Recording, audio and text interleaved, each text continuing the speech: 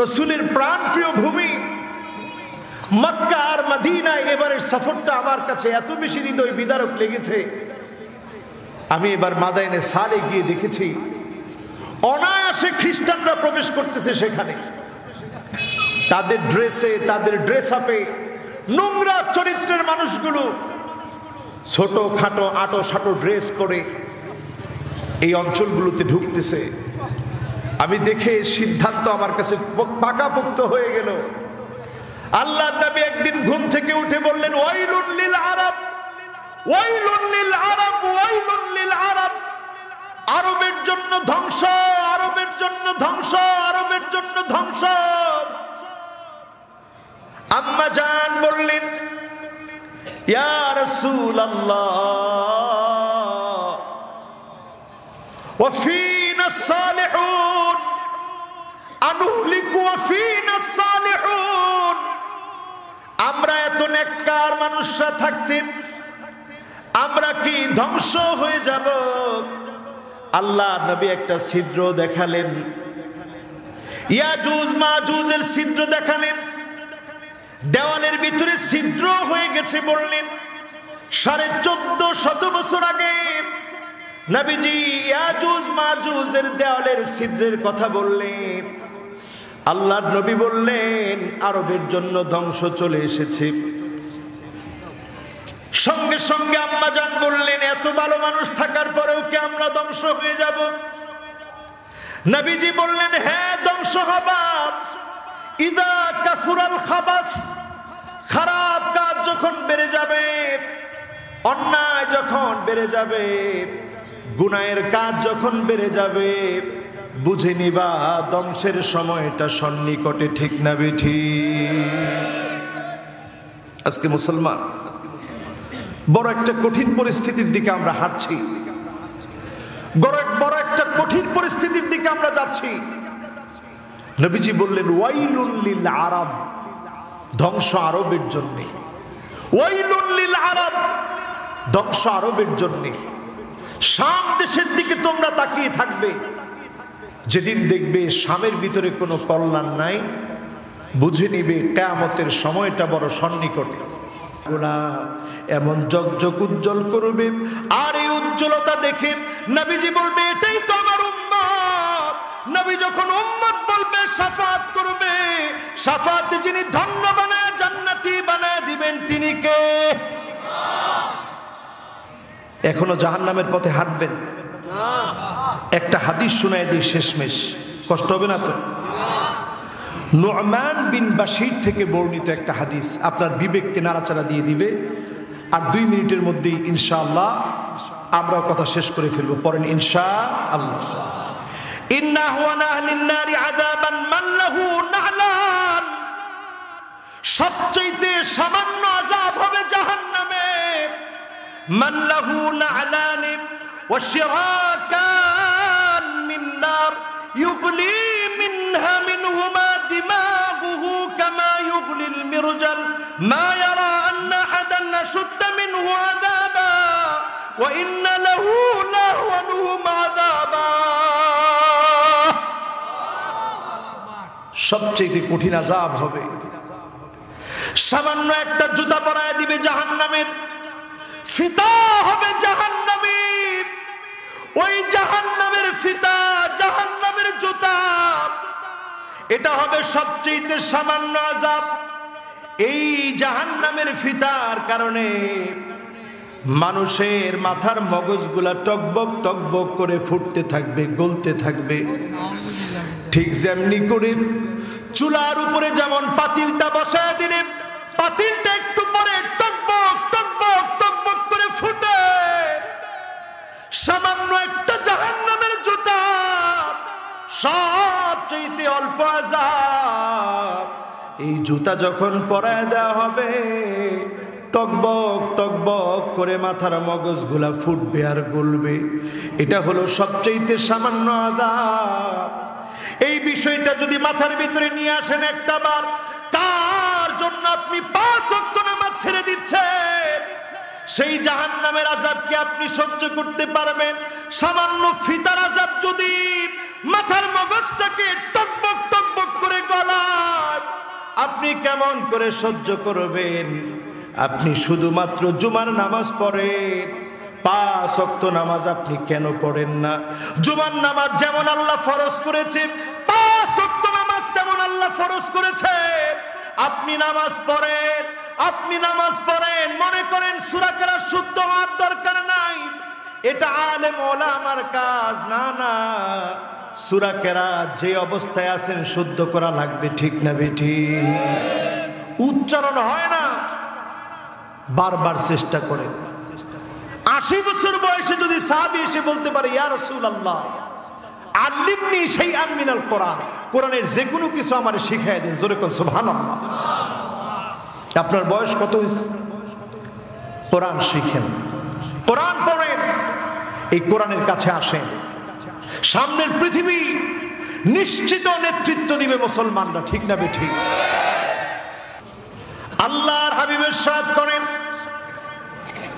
মান ক্বালা সুবহানাল্লাহ, আল্লাহর কোন গোলাম যদি সুবহানাল্লাহ বলে, মন থেকে যদি আল্লাহর পবিত্রতা ঘোষণা করে, তামলাউ মা বাইনাস সামাই ওয়াল আরদ, এই জমিন থেকে আকাশ যত দূরে, আকাশ থেকে জমিন যত দূরে, মাঝখানের বিরাট শূন্যস্থান খালি জায়গা, যিনি সওয়াব দিয়ে পূর্ণ করে বান্দার খালি আমলনামা ভারী করে দিবেন, তিনি আমার আল্লাহ। সুবহানাল্লাহর আওয়াজ আসতে না জোরে? যদি সুবহানাল্লাহ আজকে বলার মতো বলতে পারি, দাড়ি পাল্লা আল্লাহ ভারী বানায় দিবেন। সুবহানাল্লাহ বলতে রাজি আছেন? আজকে যারা মাহফিলে আসছেন, খুশি না বেজার? কম না বেশি? একজন সাহাবীর দৃষ্টান্ত শুনেন আমার ভাইরা। আব্দুল্লাহ যিল বাজাদাইন তাবুক প্রান্তে গিয়ে নিজ চোখে ওই সাহাবীর কবরখানা দেখেছি, যেখানে সাহাবী শুয়ে আছে। আব্দুল্লাহ যিল বাজাদাইন তাবুকের সেই প্রান্তে লম্বা তেলাওয়াত শুরু করলেন, খুব জোরে জোরে তেলাওয়াত করলেন। নবীজির কাছে সাহাবীরা বললেন, আব্দুল্লাহ যিল বাজাদাইন জোরে জোরে তেলাওয়াত করে, তার তেলাওয়াতের কারণে আমাদের কষ্ট হয়। আল্লাহ নবী বললেন, সাহাবীরা রে, আব্দুল্লাহ যিল বাজাদাইনকে মনের ভালোবাসা মিশিয়ে কোরআন তেলাওয়াত করার সুযোগ করে দাও।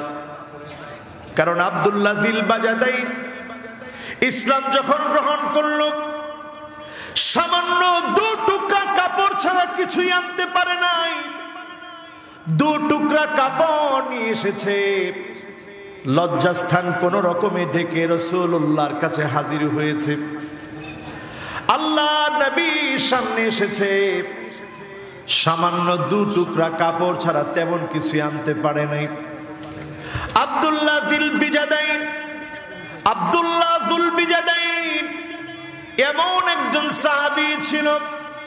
তাবুক প্রান্তে সাহাবী যখন রাসূলের কাছে এসে বললেন, ইয়া রাসূলুল্লাহ আপনি দোয়া করেন, হেরাক্লিয়াসের সৈন্যবাহিনীর বিরুদ্ধে আমি আব্দুল্লাহ যুল বাজাদাইন লড়াই করব, প্রাণপণে লড়াই করে শহীদ হয়ে যাব।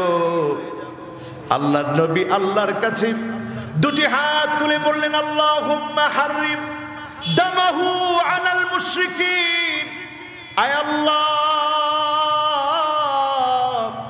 আমার আব্দুল্লাহ আমাকে বড় মহব্বত করে, আপনাকে বড় মহব্বত করে, তাবুকের প্রান্তে আমি নবী দোয়া করি, আব্দুল্লাহর রক্ত কোনো কাফেরের জন্য আপনি কোনোভাবে হালাল করে দিন না, কাফেরের জন্য হারাম বানায় দেন। দোয়াটা মুহূর্তের ভিতরে যিনি কবুল করে নিলেন তিনি কে? দোয়া কবুল হয়ে গেছে। আব্দুল্লাহ যুল বাজাদাইন কেঁদে ফেললেন, আব্দুল্লাহ যুল বাজাদাইন কেঁদে ফেললেন, নবী আমি আসলাম শহীদ হওয়ার জন্য, আপনার কাছে দোয়া চেয়েছি তাবুক প্রান্তে যেন আল্লাহ আমাকে শহীদ করে। আপনি দোয়া করলেন আল্লাহ রাব্বুল আলামিন যেন কাফেরদের জন্য আমার রক্ত হারাম বানায় দেয়। তাবুকের প্রান্তে নবী করিম সাল্লাল্লাহু আলাইহি সাল্লামের সাহাবীরা মিসওয়াক করেছিলেন। এই দৃশ্য দেখে কাফেররা ভয় পেয়ে গেল। তারা মনে করলো যারা ঢাল ছিঁড়ে ছিঁড়ে মিসওয়াক করতে পারে এমন সৈন্য বাহিনীকে পরাস্ত করা যাবে না। কাফেরদের মনে এই ভয় যিনি ঢেলে দিলেন তিনি কে? হেরাক্লিয়াসের মতো শক্তিশালী বাহিনী। আর এই বাহিনীর বিরুদ্ধে মুসলমান সৈন্য বাহিনীর সংখ্যা 1000 2000 না, 30,000 সৈন্য বাহিনী নিয়ে নবী করিম সাল্লাল্লাহু আলাইহি ওয়াসাল্লাম সেই মদিনাতুল মুনাওয়ারা থেকে 750 কিলোমিটার দূরে তাবুক প্রান্তে নবীজি পৌঁছে গেলেন। সেখানে গিয়ে অবস্থান করলেন। যাওয়ার পথে কয়েকটি জায়গায় নবীজি থামলেন, মসজিদ নির্মাণ করলেন। সব জায়গায় নবীজি আগে যে কাজটার গুরুত্ব দিতেন সে কাজটার নাম হচ্ছে, সবাই বলেন না কি নাম? সবাই বলেন কি নাম? আরেকটু জোরে বলেন কি নাম? আল্লাহর নবী সবচেয়ে আগে গুরুত্ব দিতেন নামাজকে। যাওয়ার পথে তিনি মসজিদুস সাখা নামক একটা মসজিদে নামাজ পড়লেন। তাবুকে গিয়ে আরেকটা মসজিদ নির্মাণ করলেন, যে মসজিদটার নাম মসজিদুর রাসূল। নবীজির নামে নামের মসজিদটার নাম। ওই মসজিদের পাশেই আব্দুল্লাহ যুল বাজাদাইন ঘুমিয়ে আছে। আল্লাহ নবী দোয়া করলেন, আল্লাহ আমার আব্দুল্লাহর জন্য কাফেরের রক্তটা, আমার আব্দুল্লাহর রক্ত কাফেরদের জন্য হারাম বানায়া দাও। আমার আব্দুল্লাহর রক্ত কাফেরদের জন্য হারাম বানায়া দাও। দোয়া করে দিলেন বিশ্ব নবী। আল্লাহ দোয়া কবুল করলেন। জ্বর আসলো আব্দুল্লাহ যুল বাজাদাইনের। প্রচন্ড জ্বরে আব্দুল্লাহ যুল বাজাদাইন দুনিয়া থেকে বিদায় নিলেন। আল্লাহ নবী নিজে বললেন, দাফন কাফনের ব্যবস্থা করো। দাফন কাফনের ব্যবস্থা যখন করা হলো, আবু বকরের মতো সাহাবী, ওমরের মতো সাহাবী, আব্দুল্লাহ ইবনে মাসউদের মতো সাহাবী বলছিল, আল্লাহ আজকে যদি আব্দুল্লাহ যুল বাজাদাইনের জায়গায় আমরা থাকতাম, নবী তার উপরে এত খুশি। আল্লাহকে ডেকে ডেকে বলতেছিল, আল্লাহ আমি আব্দুল্লাহর উপরে খুশি, আপনিও আব্দুল্লাহর উপরে খুশি হয়ে যান। দিনের জন্য আমরা কত কিছু পেয়েছি। আজকের মাহফিলটাই দেখেন, কত সুন্দর আয়োজন করে আজকের মাহফিলটা আয়োজন সাজানো হয়েছে। আর যারা এই দিনের শ্রেষ্ঠ মানুষ ছিলেন, কিছুই নিতে পারেন নাই, সব দিয়ে গিয়েছেন। তাবুক প্রান্তে শুয়ে আছে, কোনো চিহ্ন নাই, নিস্তব্ধ নিথর একটা কবরের মধ্যে ঘুমিয়ে আছে। এই সাহাবীর উদাহরণ দিয়ে আজকের মাহফিলটা শুরু করছি। এই জন্য আল্লাহ যেন আমাদের অন্তরগুলোকে আবার জাগ্রত করে দেয়। পড়ে না আমিন। ওয়ামান আ'রাদা আন যিকরি ফাইন্না লাহু মাঈশাতান দানকা। যে লোক আল্লাহর জিকির ভুলে যাবে, ঠুনকো জীবন হবে তার জীবন। আল্লাহর জিকির যদি আপনি ভুলে যান, নামাজের কথা যদি আপনি ভুলে যান, জীবনটা হবে ঠুনকো জীবন। এমন জীবন হবে, ওয়ানাহশুরুহু ইয়াওমাল কিয়ামাতি আ'মা। কিয়ামতের দিন ওই লোকটাকে অন্ধ করে উঠানো হবে। লোকটা আল্লাহকে প্রশ্ন করবে, লিমা হাশারতানি আ'মা। আয় আল্লাহ, কেন আপনি আমাকে অন্ধ করে উঠিয়েছেন? দুনিয়ার জীবনে আমি তো চক্ষুওয়ালা ছিলাম, আজকে কেন অন্ধ বানিয়েছেন? এই অন্ধ বানানোর কারণ হচ্ছে আজকে যারা নামাজ পড়বে না, আল্লাহকে যারা চিনবে না, তারাই কিয়ামতের দিন অন্ধ হবে। ঠিক না বেঠি? এখানে যারা বসা আছেন, আমি যদি এখন আপনাদেরকে এমন 10টা বিষয় বলি, আপনারা হাতে গুনে গুনে মিলিয়ে দেখবেন এই আয়াতের সাথে মিল রেখে। 10টি বিষয় বললে এখনই আপনি মিলিয়ে দেখবেন 10টার পুরো 10টাই আমাদের ভিতরে ঢুকে থাকার কারণে এখন আমাদের নামাজের ভিতরে মনোযোগ নাই। আমাদের নামাজ পড়ার পরেও কোনো ফলাফল, কোনো রেজাল্ট আমরা পাই না। অন্তরগুলো আমাদের মরে গেছে। এমন অন্তরওয়ালা লোক আছে না নাই? কয়টা? সবাই বলেন কয়টা? 1 নাম্বার হলো আমার ভাইরা, ওয়া আনতুম তা'রিফুনাল্লাহ ওয়া লাম তুআদ্দু হাক্কাহু। আল্লাহ রাব্বুল আলামিনকে ঠিকই আমরা চিনি, যখনই বিপদ মুসিবতের মধ্যে পড়ে যায় যার কথা বারবার মনে পড়ে যায় তিনি কে? আল্লাহকে চিনি ঠিক, কিন্তু আল্লাহর হক গুলো আদায় করি না। এমন মুসলমানের সংখ্যা কম না বেশি? এখানে যারা বসা আছেন উচ্চ আওয়াজে বলেন তো, এমন লোকের সংখ্যা কম না বেশি? আগামীকাল জুমার নামাজ পড়বেন, আজকে এশার নামাজ পড়েন নাই, এমন মুসল্লির সংখ্যা কম না বেশি? আবার মসজিদে গিয়ে জুমার নামাজ পড়েন, ইসলামের বিরুদ্ধে যখন কথা হয় ওই লোকটা প্রথম কাতারে দাঁড়ায়া নেতৃত্ব দেয়। রাষ্ট্র ধর্ম ইসলামের বিরুদ্ধে কথা বলতে দ্বিধাবোধ করে না এমন মুসলমান আছে না? ওইটা বলার সময় বলে ইনশাআল্লাহ আমরা পাল্টাবো। কারা পাল্টাবে? ইনশাআল্লাহ আমরা পাল্টাবো। কাজ করতেছেন আল্লাহর বিরুদ্ধে আর ইনশাআল্লাহ বলতেছেন আল্লাহর পক্ষে। আল্লাহ নিবে? আমাদের দেশে এমন মানুষ আছে গান বাজনায় সন্তান টিকছে, হুজুর আলহামদুলিল্লাহ আমার সন্তান গান বাজনায় ফার্স্ট হয়েছে, আলহামদুলিল্লাহ হুজুর। এই সৌভাগ্যের কথা কারে বলবো? হুজুর একটু দোয়া করেন আরো সামনের দিকে যেন যেতে পারে। এখানে আলহামদুলিল্লাহ বলা যাবে? মদ খাওয়ার সময় বিসমিল্লাহ বলা যাবে? ঈমান থাকবে? জেনা করার সময় আল্লাহর নাম নেওয়া যাবে? কত বড় নির্ভর, কত বড় নির্বোধ মূর্খ হলে রাষ্ট্র ধর্ম ইসলাম বাদ দিতে গিয়েও ইনশাআল্লাহ যারা বলে এরা নির্বোধ, বোকা, জাহেল। ঠিক না বেঠিক? এই জন্য আমার ভাইয়েরা 1 নাম্বার পয়েন্টটা হলো আল্লাহ পাককে ঠিকই আমরা চিনি। ফেরাউন আল্লাহ রাব্বুল আলামিনকে ঠিকই চিনেছিল, কিন্তু ফেরাউনকে যিনি ডুবিয়ে মেরেছিলেন তিনি কে? দেখেন, ফেরাউন মনে করছিল আজকে নবী মুসা আলাইহিস সালামকে আমি শেষ করে দিব। সব প্ল্যান ঠিক, 3 দিক থেকে ফেরাউনের বাহিনী সব আটকে দিয়েছে। সামনে হলো লোহিত সাগর। এবার আমরা তাবুক গিয়ে সেখানে গিয়ে দেখে অবাক হয়ে গেলাম, মিশরের সীমান্তে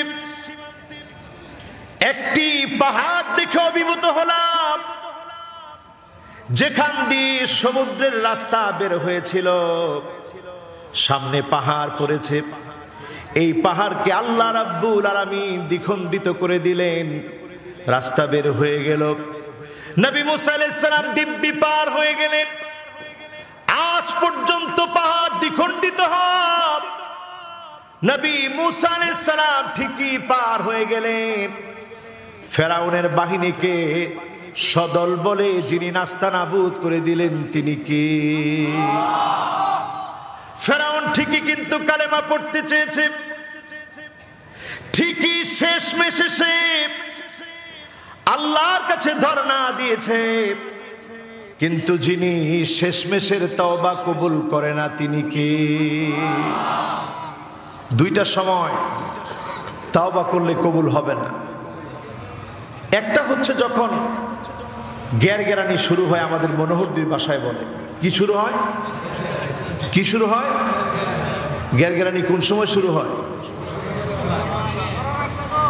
হ্যাঁ, একজনের সোজা বাংলায় বলছে হুজুর মরার আগ খান।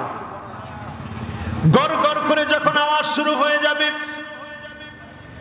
হাত্তা ইউগারগির গ্যার গ্যার করে যখন আওয়াজ শুরু হবে, মালাকুল মউত যখন চোখের সামনে চলে আসবে, ওই মুহূর্তে যদি 1000 বার তাওবা করে, যিনি তাওবা কবুল করবেন না তিনি কে? সূর্য যখন শিডিউল পরিবর্তন করে ফেলবে, এখন সূর্য ওঠে কোন দিক থেকে? সবাই বলেন। যেদিন পশ্চিম দিক থেকে সূর্য উঠবে, কিয়ামত আপনার আমার চোখের সামনে চলে আসবে। ওই মুহূর্তে যদি তাওবা করেন, যিনি তাওবা কবুল করবেন না তিনি কে? সময় কিন্তু আর বেশি দিন বাকি নেই। এবারের সফরটা রাসূলের প্রাণপ্রিয় ভূমি মক্কা আর মদিনা, এবারের সফরটা আমার কাছে এত বেশি হৃদয় বিদারক লেগেছে। আমি এবার মাদাইনে সালে গিয়ে দেখেছি অনায়াসে খ্রিস্টানরা প্রবেশ করতেছে সেখানে। তাদের ড্রেসে, তাদের ড্রেস আপে নোংরা চরিত্রের মানুষগুলো ছোট খাটো আটো সাটো ড্রেস পরে এই অঞ্চলগুলোতে ঢুকতেছে। আমি দেখে সিদ্ধান্ত আমার কাছে পাকাপোক্ত হয়ে গেল। আল্লাহর নবী একদিন ঘুম থেকে উঠে বললেন, ওয়াইলুন লিল আরব, ওয়াইলুন লিল আরব, ওয়াইলুন লিল আরব। আরবের জন্য ধ্বংস, আরবের জন্য ধ্বংস, আরবের জন্য ধ্বংস। আম্মা জান বললেন, ইয়া রাসূলুল্লাহ, ওয়া ফীনা সালিহুন আনুহলিকু ওয়া ফীনা সালিহুন। আমরা এত নেককার মানুষরা থাকতে আমরা কি ধ্বংস হয়ে যাব? আল্লাহ নবী একটা ছিদ্র দেখালেন, ইয়াজুজ মাজুজের ছিদ্র দেখালেন। দেওয়ালের ভিতরে ছিদ্র হয়ে গেছে। বললেন 1450 বছর আগে নবীজি ইয়াজুজ মাজুজের দেওয়ালের ছিদ্রের কথা বললেন। আল্লাহর নবী বললেন আরবের জন্য ধ্বংস চলে এসেছে। সঙ্গে সঙ্গে আম্মা জান বললেন, এত ভালো মানুষ থাকার পরেও কি আমরা ধ্বংস হয়ে যাব? নবীজি বললেন, হ্যাঁ ধ্বংস হবা। ইদা কাসুরাল খাবাস, খারাপ কাজ যখন বেড়ে যাবে, অন্যায় যখন বেড়ে যাবে, গুনাহের কাজ যখন বেড়ে যাবে, বুঝে নিবা ধ্বংসের সময়টা সন্নিকটে। ঠিক না বেঠি? আজকে মুসলমান বড় একটা কঠিন পরিস্থিতির দিকে আমরা হাঁটছি, বড় একটা কঠিন পরিস্থিতির দিকে আমরা যাচ্ছি। নবীজি বললেন, ওয়াইলুন লিল আরব, ধ্বংস আরবের জন্য। ওয়াইলুন লিল আরব, ধ্বংস আরবের জন্য। শাম দেশের দিকে তোমরা তাকিয়ে থাকবে, যেদিন দেখবে শামের ভিতরে কোনো কল্যাণ নাই, বুঝে নিবে কিয়ামতের সময়টা বড় সন্নিকটে। এখন তাকায় দেখেন সিরিয়ার দিকে, তাকায় দেখেন ইরাকের দিকে, তাকায় দেখেন ফিলিস্তিনের দিকে, তাকায় দেখেন লেবাননের দিকে। সব শামের দেশগুলা মার খাচ্ছে। সুতরাং বলে দিচ্ছে, এই যে শামের দেশগুলার ভিতরে মারামারি চলছে, অন্যায়ভাবে মুসলমানদেরকে হত্যা করা হচ্ছে, এটাই বলে দিচ্ছে কিয়ামতের সময়টা বড় সন্নিকটে। ঠিক না বেঠি? আমরা যারা এখানে বসা আছি, বলেছিলাম অন্তর মরে যাচ্ছে, অনেকে আমরা টেরও পাচ্ছি না। প্রথম কারণটাই হলো আল্লাহকে চিনি ঠিক, কিন্তু আল্লাহর হক আদায় করি না, এমন মুসলমানের সংখ্যা কম না বেশি? আরো একটু উদাহরণ দিলে পরিষ্কার হবে। ফেরাউনকে দেখুন, আল্লাহ রাব্বুল আলামিন লোহিত সাগরের ভিতরে ডুবিয়ে মারলেন। নীল নদে ফেরাউনকে আল্লাহ ডুবিয়ে মারেন নাই, লোহিত সাগরে আল্লাহ ডুবিয়ে মারলেন। সেখান থেকে ফেরাউনের লাশটা আইডেন্টিফাই করা হলো। হাজার হাজার বছর পানির নিচে ছিল, একটা চুল পর্যন্ত যিনি ক্ষতি হতে দিলেন না তিনি কে? কারণ যিনি নিদর্শন দেখাতে চায় জালেমদেরকে, তিনি কে? এবার আসেন 2 নম্বরে, ওয়া আনতুম তাকরাউনাল কুরআন ওয়া লাম তা'মালু বিহি। এই কোরআন তোমরা পড়ো, কিন্তু কোরআন অনুযায়ী জীবন গড়ো না। এই কোরআন পড়ো ঠিক, এই কোরআন দিয়ে জীবন পরিবর্তনের সিদ্ধান্ত নাও না, ঠিক না বেঠিক? এই কোরআন সাহাবায়ে কেরামের জীবনকে জীবন্ত বানিয়ে দিয়েছে। একটা আয়াত তেলাওয়াত শুনে ইসলাম গ্রহণ করে ফেলেছে। নবীজির পাশ দিয়ে যাচ্ছেন, আল্লাহ নবী তেলাওয়াত করছেন, আম খুলিকু মিন গায়রি শাইইন আম হুমুল খালিকুন।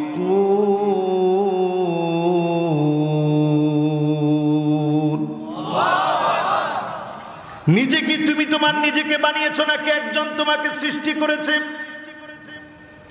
এই আয়াত যখন তেলাওয়াত শুনলেন, কাফের সিদ্ধান্ত নিয়ে ফেললেন, আমি আমার নিজেকে বানাতে পারি নাই, তৈরি করতে পারি নাই, যিনি আমাকে বানিয়েছেন, সৃষ্টি করেছেন, তিনি কে? তিনি সঙ্গে সঙ্গে চিন্তা করলেন, কাদা কলবি ইয়াতিরু লিল ইসলাম। ইসলাম নামক বিশাল আকাশের ভিতরে ক্ষুদ্র একটা পাখি হয়ে গেলাম। নবীজিকে বললাম, আর দেরি করব না, এখনই আপনি কালেমা পড়ায়া মুসলমান আমাকে বানায়া দেন। বলেন আল্লাহু আকবার। কোরআনের একটা আয়াত জীবন পরিবর্তন করতে পারে। আমরা বাংলাদেশে কত কিছু দেখলাম, এই সিদ্ধান্ত আমাদেরকে নিতে হবে। সব দেখা শেষ, সামনে হবে আল কোরআনের বাংলাদেশ, ঠিক না বেঠিক? ঠিক তো সবাই বললেন না? সব দেখা শেষ, সব দেখা শেষ, সামনে হবে। এটা মনোহরদির মানুষে মনে প্রাণে চায় না, চান? তাহলে জোরে সোরে বলেন, সব দেখা শেষ, কোথায় হবে? সামনে হবে না এখনই? ইনশাআল্লাহ, ইনশাআল্লাহ কম। সব দেখা শেষ, সামনে হবে।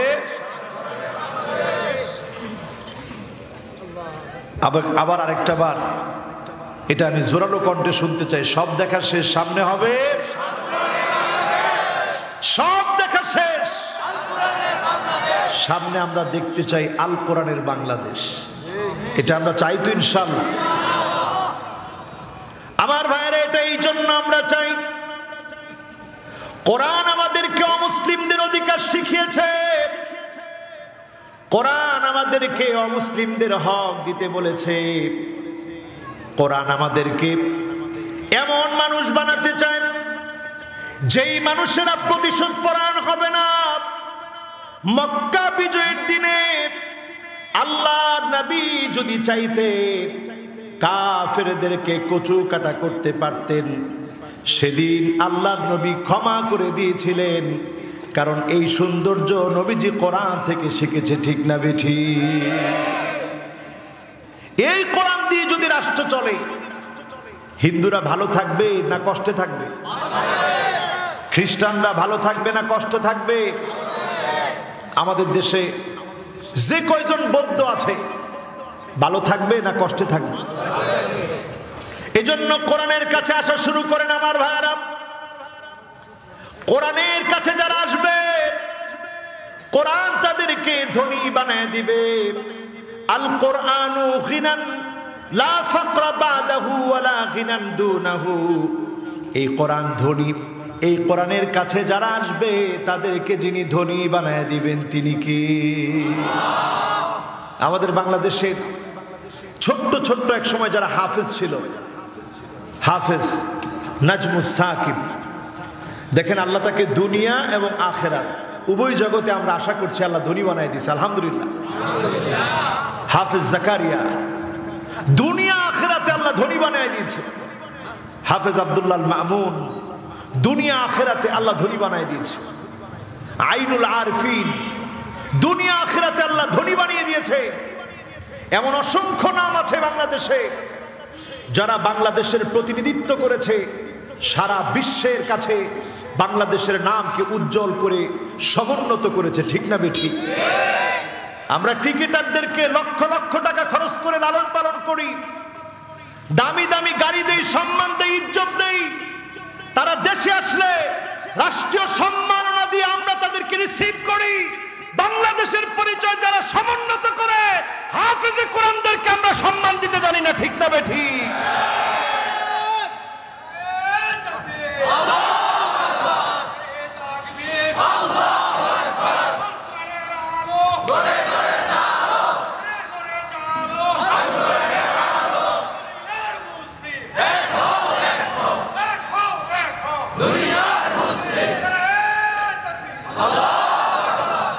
আমরা মুসলমানরা এক হতে রাজি তো? নবীজি আল্লাহর কাছে তিনটা দোয়া করলেন। কয়টা? আল্লাহর নবী দোয়া করলেন, আল্লাহ তাআলা আপনি আমার উম্মতদেরকে অন্যান্য নবীর উম্মতদের মতো আযাব গজব দিয়ে আল্লাহ আপনি ধ্বংস করে দিন না। কি পরিমাণ মায়া! এই করোনাতে সারা দুনিয়ার লক্ষ লক্ষ মানুষ মারা গেল। ও মুসলমান, এখন আমরা বুঝি না কোন কারণে সারা দুনিয়া সব মানুষগুলা মারা যাচ্ছে না। কারণ আমার নবী দোয়া করে গেলেন, আল্লাহ অন্যান্য নবীর উম্মতের মতো আমার উম্মতদেরকে বড় বড় আযাব দিয়ে ধ্বংস করে দিন না। দ্বিতীয় নম্বরে নবীজি দোয়া করলেন, আল্লাহ পানি দিয়ে ডুবায় ডুবায় আমার উম্মত গুলাকে আপনি ধ্বংস করে দিন না, মেরে ফেলায়েন না। তিন নম্বরে নবীজি দোয়া করলেন, আল্লাহ আমার উম্মতের মধ্যে ইখতিলাফ আল্লাহ আপনি দিন না। দুইটা দোয়াই আল্লাহর কাছে কবুল হয়ে গেল। তিন নম্বরে দোয়াটা ছিল, আল্লাহ উম্মতের ভিতরে ভেদাভেদ দিন না। আল্লাহ পাক এই দোয়াটা কবুল করলেন না, এই দোয়াটা বাকি রয়ে গেল। তার মানে উম্মতের ভিতরে মাঝে মাঝে বিভক্তি হবে। এই বিভক্তির পরেও, নানা মত পার্থক্যের পরেও এক হওয়ার চেষ্টা করতে হবে। আর এক হওয়ার পরেই যিনি মুসলমানদেরকে শক্তিশালী বানায় দিবেন তিনি কি? ইউসলিহুল্লাহু লাহু লাইলাতান ওয়াহিদা, এক রাতের ভিতরে যিনি মুসলমানদেরকে সংঘবদ্ধ করে দিবেন, আবার বিজয়ের জান্ডায় বসায় দিয়ে সারা পৃথিবীতে নেতৃত্ব দেওয়ার সুযোগ করে দিবেন তিনি কি? সময় বেশি বাকি নেই, যতদিন যাচ্ছে মিলায় দেখে সময় আর বেশি দিন বাকি নেই। কয়টা কারণে জানি মন মরে যায়? সবাই বলেন কয়টা? আরো জোরে বলেন কয়টা? আমরা আছি কয় নাম্বারে? 2 নাম্বারে। কয় নাম্বার? রাত বাজে কয়টা? কষ্ট হচ্ছে আপনাদের? শেষ করে দিব।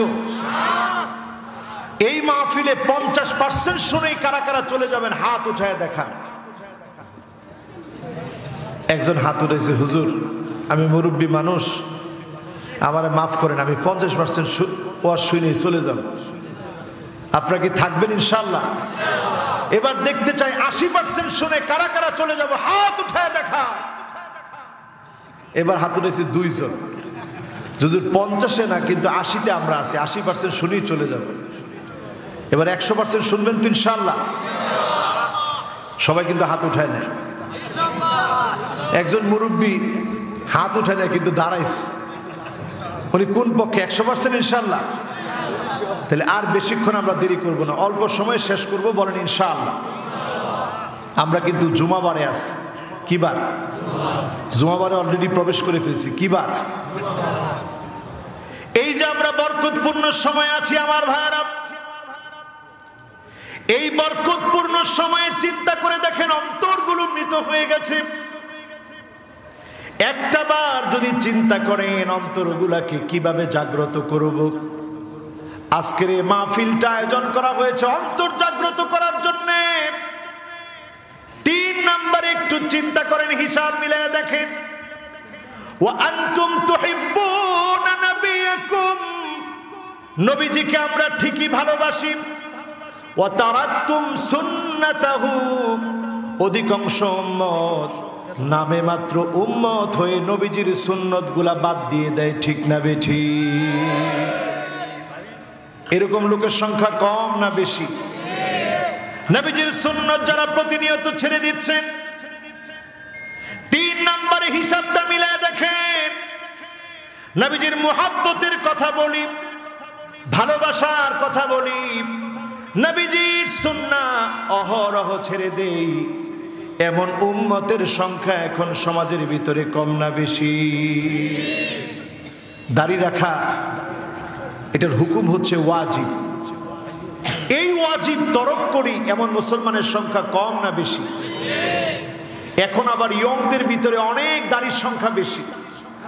আমি মনে করছি আলহামদুলিল্লাহ সব ইয়ংরা মনে হয় ভালো হয়ে যাচ্ছে।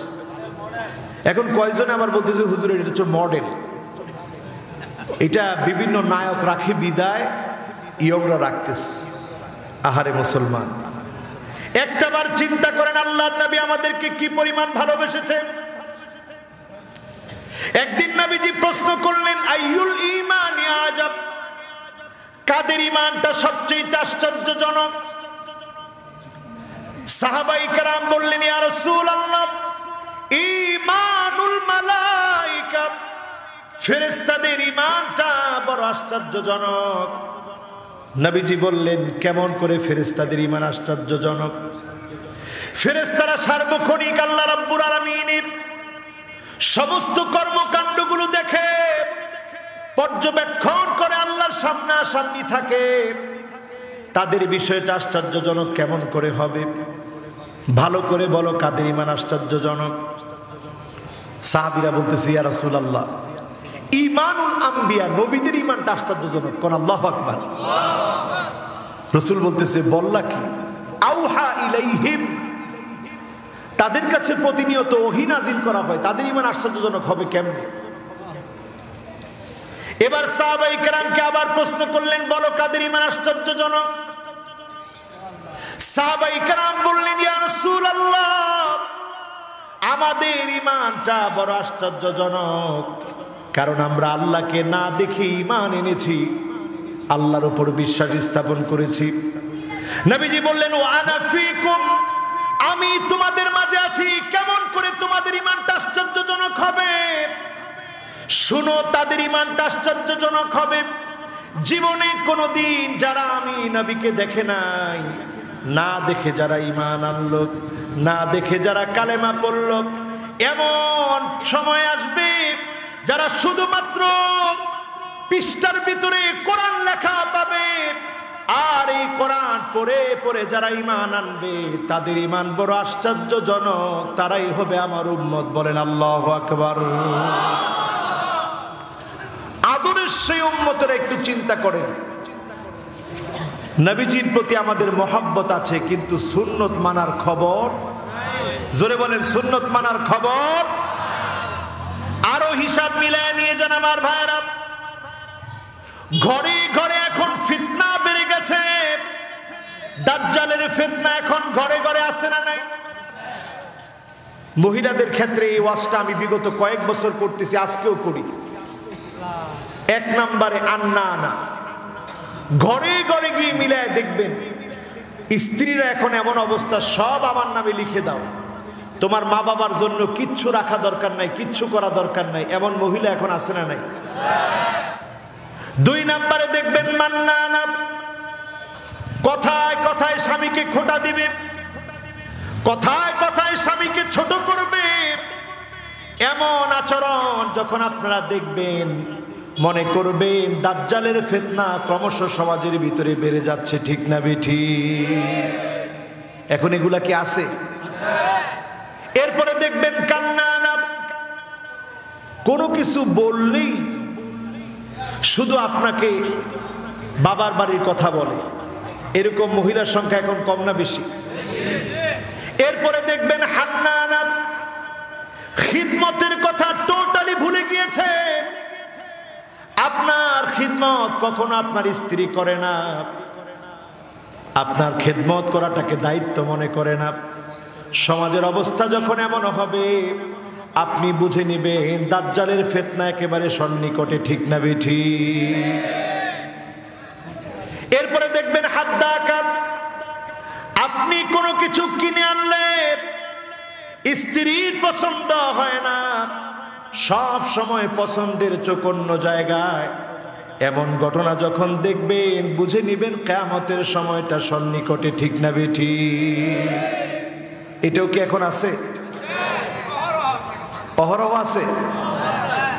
এরপরে দেখবেন আমার ভাইরা বাররাকা, এমন এমন মহিলা বের হবে কথায় কথায় স্বামীর সঙ্গে তর্ক করবে, এমন মহিলা এখন আছে না? না, 90%। এরপরে দেখবেন সাদ্দাকা, শুধু তর্কই করবে না, স্বামীর গায়ে হাত তুলতেও দেরি করবে না। এমন মহিলার সংখ্যা যখন বেড়ে যাবে বুঝবেন দাজ্জালের ফিতনা পুরাপুরি এসে গেছে, ঠিক না বেঠি? এখন সমাজের ভিতরে কি এগুলো আছে? জোরে বলেন আছে? এই সমাজের ভিতরে এমন অবস্থা হওয়ার পিছনে কারণ কি? কারণ হচ্ছে আমরা নবীজির সুন্নাহ বাদ দিয়ে দিয়েছি। আল্লাহ নবী যখন বাহির থেকে ঘরে আসতেন ফাবাদা বিসওয়াক, আম্মা জানরা বলছেন নবীজি মিসওয়াক দিয়ে শুরু করতেন। ঘরে সেই স্ত্রীদের সঙ্গে সুন্দর সুন্দর কথা বলতেন। ঘরের ভিতরে এসে নবীজি এমন হয়ে যেতেন যখন ঘরের ভিতরে প্রবেশ করতেন আল্লাহ নবী ছোট্ট বাচ্চাদের জন্য বাচ্চা সুলভ আচরণ করতেন, স্ত্রীদের জন্য স্বামী সুলভ আচরণ করতেন। আবার যখন ঘর থেকে বের হতেন নবুয়তের দায়িত্ব নিয়ে বিশ্ব নবী ঘর থেকে বের হতেন। বলেন আল্লাহু আকবার। আমরা নবীজির সুন্নাহ মানি না। 4 নম্বরে আসেন যে জন্য হৃদয় মরে যাচ্ছে। 4 নম্বর বিষয়টি হলো ওয়া আনতুম তারিফুনা আন্না শাইতানা আদুকুম। এই কথা আমরা প্রত্যেকে জানি, শয়তান আমাদের দুশমন। কিন্তু কাজে কাজে এখন মুসলমান হয়ে শয়তানের কাজে আমরা পদাঙ্ক অনুসরণ করি, ঠিক না বেঠি? কেমনে অনুসরণ করি দেখেন। এই যে আমাদের দেশে পূজা গেল, এটা কি মুসলমানের উৎসব? কাদের উৎসব? সবাই আওয়াজ করে বলেন কাদের? হিন্দুদের উৎসবে 100% উপস্থিতির ভিতরে আপনি গিয়ে যাচাই বাছাই করে দেখবেন 70%-এর বেশি উপস্থিতি নবীজির উম্মত নামদারি কিছু মুসলমান, ঠিক না বেঠি? তাদের অনুষ্ঠান তাদের কাছে। আপনি আপনার ঈদগাহে কোন হিন্দুকে আনতে পারেন নাই, আপনার লাইলাতুল কদরের রজনীতে হিন্দুকে আনতে পারেন নাই, লাইলাতুল বারাতে আপনি আপনার হিন্দু বন্ধুকে আনতে পারেন নাই, আপনার ধর্মীয় অনুষ্ঠানে হিন্দুকে আপনি হাজির করতে পারেন নাই। কিন্তু কপাল পোড়া মুসলমান, নামে মুসলমান হয়ে শয়তানের পদাঙ্ক অনুসরণ করে হিন্দুর অনুষ্ঠানে আমরা যাই, ঠিক না বেঠি? অহরহ শয়তানের পদাঙ্ক আমরা অনুসরণ করছি। কত নাম্বার? সবাই বলেন কত নাম্বার? এই 4টা আমাদের ভিতরে আছে না নাই? এবার 5 নম্বরে আসেন আমার ভাইরা। ওয়া আনতুম তুহিব্বুনাল জান্নাহ ওয়া লাম তা'মালু বিহি। জান্নাত তো আমরা প্রত্যেকেই কামনা করি, জান্নাতের আমল কিন্তু আমরা করি না। জান্নাতে যাওয়ার জন্য পরীক্ষা দেওয়া লাগে, জেল জুলুম নির্যাতন নিপীড়ন অত্যাচারকে সহ্য করা লাগে। আল্লাহর নবী শিয়াবে আবি তালেবের ভিতরে 1 বছর 2 বছর না, আমার নিজ চোখে দেখে আসলাম। 1 বছর 2 বছর না, শিয়াবে আবি তালেব গিরিপথে যেখানে এখন টানেল বানিয়ে দেওয়া হয়েছে, নাফাক তৈরি করা হয়েছে, রাস্তা বানানো হয়েছে, আল্লাহ নবী 3 বছর জেল খেটেছে, কষ্ট করেছেন, আটক করে রাখা হয়েছে, বন্দী করে রাখা হয়েছে। এই পরীক্ষা আল্লাহ নবী দিয়েছেন দিনের জন্য। সাহাবায়ে কেরাম হিজরত করতে বাধ্য হয়েছেন, নবীজি হিজরত করেছেন, পরীক্ষা দিয়েছেন, মৃত্যুর পরীক্ষার সম্মুখীন হয়েছেন। আল্লাহ পাক এতগুলা পরীক্ষা নেওয়ার পরে সাহাবায়ে কেরামকে জান্নাতের জন্য কবুল করেছেন, নবীজির জন্য জান্নাতটাকে অপেক্ষার পাত্র বানায় দিয়েছেন। পড়েন সুবহানাল্লাহ। নবীজি আমার সেদিন জান্নাতের সামনে চলে যাবেন, দরজার মধ্যে গিয়ে যখন আঘাত করবেন, ফেরেশতা প্রশ্ন করবে মান আনতা, কে তুমি? আল্লাহ নবী বলবেন আনা মুহাম্মদ, আমি মুহাম্মদ এসেছি। ফেরেশতা বলবে বিকা উমিরতু লা আফতাহু লিআহাদিন ক্বাবলাক, আমি তোমার জন্য আদিষ্ট হয়েছি নবী, কারোর জন্য জান্নাতের দরজা খুলি নাই। আজকে আপনি এসেছেন, যান যান আপনার উম্মতদেরকে নিয়ে আল্লাহর জান্নাতে প্রবেশ করে। নবীজি সেই সময় উম্মতদেরকে ভুলবে না। নবীজি বলবে জান্নাতের ভিতরে কোন নবীর উম্মত যেতে পারবে না হাত্তা তাদখুলা উম্মতি, যতক্ষণ আমার উম্মত জান্নাতে না যাবে কোন নবীর উম্মত জান্নাতে যেতে পারবে না। আগে আমার উম্মত গুলা জান্নাতে যাবে, এরপরে সকল নবীর উম্মত জান্নাতে যাবে। সেই জান্নাতের ভিতরে 120টা কাতার হবে, 80 মিন উম্মতি, 80টা কাতার আল্লাহর নবী উম্মতদেরকে নিয়ে পুরা করবেন। আর বাকি থাকে কয় কাতার? 40 কাতার। কয় কাতার? ও 40 মিন সাইরিল উমাম, 40টা কাতার অন্য সকল উম্মতদেরকে দিয়ে আল্লাহ পুরা করবেন। বিশ্ব নবীর একা উম্মত দিয়ে 80 কাতার যিনি পুরা করে দিবেন তিনি কি? খুশি না বেজার? আজকের মাহফিল থেকে 80 কাতারের লোক হতে চান? সবাই তো বলেন না হতে চান? কয় কাতার? সবাই বলেন কয় কাতার? আচ্ছা 120 থেকে যদি 80 যায় বাকি থাকে কত? আমরা তো নবীর সেই উম্মত যাদেরকে দিয়ে জান্নাতের 1-2টা কাতার না 80টা কাতার আল্লাহ রাব্বুল আলামিন পুরা করে দিবেন। নবী সেদিন আল্লাহকে ডেকে বলবেন আল্লাহ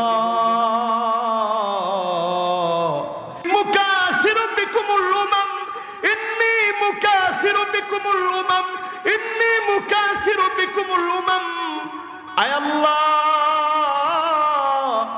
সবচেয়ে বেশি উম্মত নিয়ে আজকে আমি জান্নাতি। আল্লাহ তাকায় দেখেন অন্য সকল নবীর উম্মতের চাইতে আমার উম্মত বেশি। বলেন আল্লাহু আকবার। আমরা কি জান্নাতে যেতে চাই? পরীক্ষা দিয়ে না না দিই? যাক, একজনে কইছে না দিই। আহারে মনোহরদের মানুষ, পরীক্ষা দিয়ে না না দিই? মোমেনের পুরো জীবনটাই পরীক্ষা।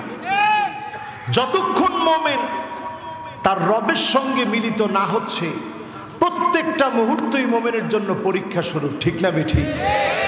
এই পরীক্ষা আমরা দিতে রাজি আছি না ইনশাআল্লাহ?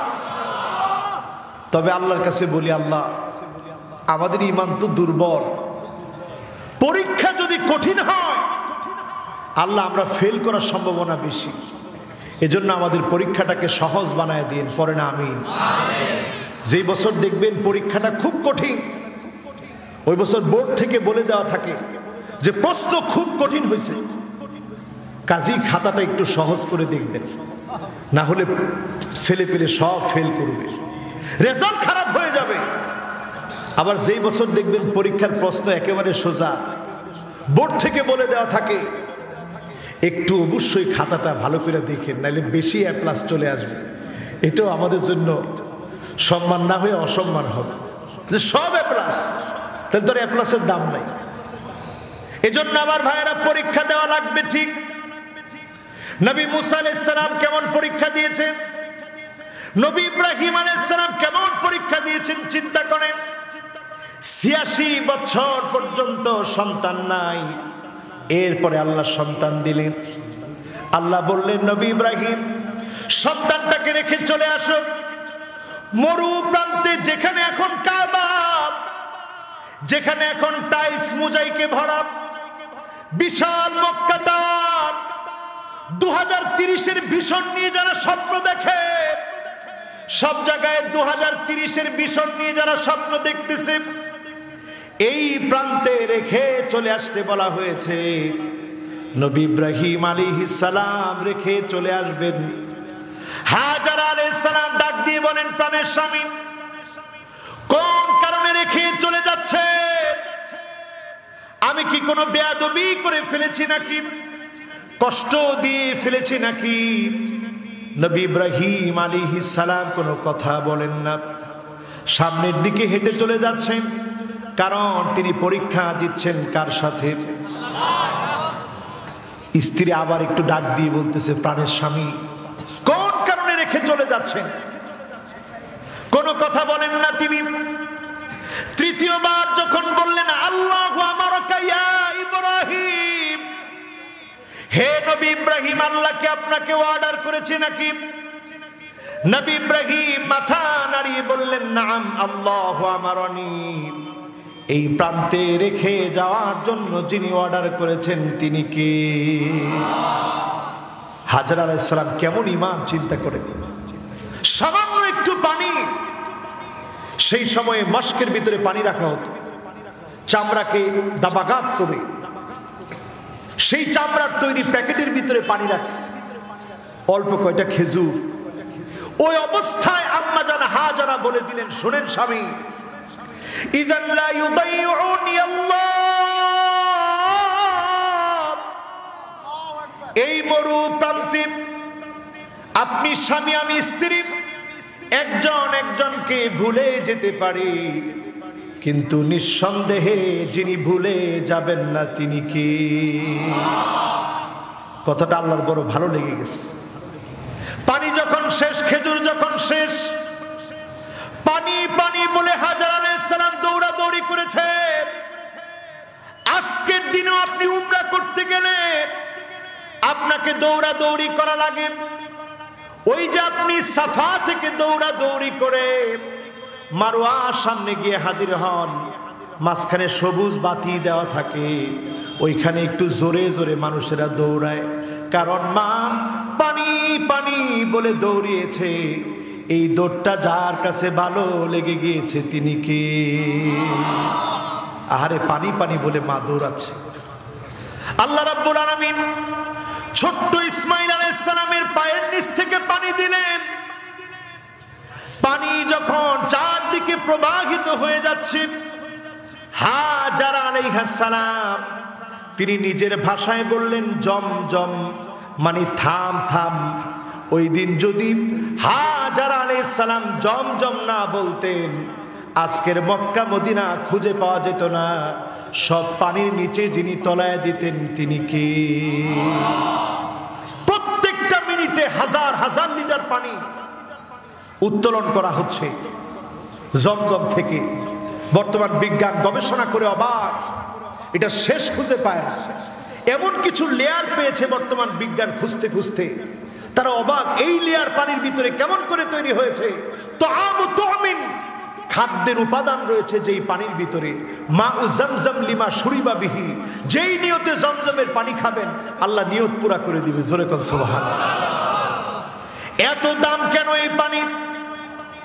এই পানির দাম এত বেশি কারণ মা হাজারা আলাইহিস সালাম তাওয়াক্কুল করেছিলেন কার উপরে? আর ইব্রাহিম আলাইহিস সালাম পরীক্ষা দিয়েছিলেন জানি কার সাথে? জান্নাতে যাওয়ার জন্য পরীক্ষা দেওয়া লাগে কি লাগে না? কয় নাম্বারে আসি? আর 5টা শুরু করে কমু, কষ্ট হবে না তো আপনাদের? আমরা 12টার মধ্যে মাহফিলে শেষ করব, ইতি টানবো, আপনাদের কষ্ট হবে না তো? কারা কারা চলে যাবেন একটু হাত উঠায় দেখান তো। একজনে কইছে যাইতাম না হুজুর সারা রাত, থাকবেন তো ইনশাআল্লাহ? কয়টা গেছে? ইব্রাহিম আলাইহিস সালাম পরীক্ষা দিচ্ছেন কার সাথে? আল্লাহর সাথে পরীক্ষা দিতে গিয়ে নবী ইব্রাহিম আলাইহিস সালাম আল্লাহর কাছে দোয়া করেছিলেন, রব্বানা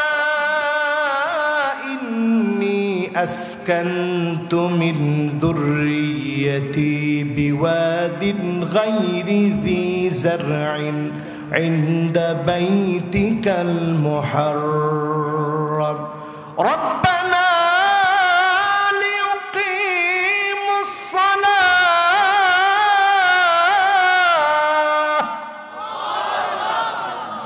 আল্লাহর কাছে দোয়া করতে গিয়ে নবী ইব্রাহিম আলাইহিস সালাম বললেন আল্লাহ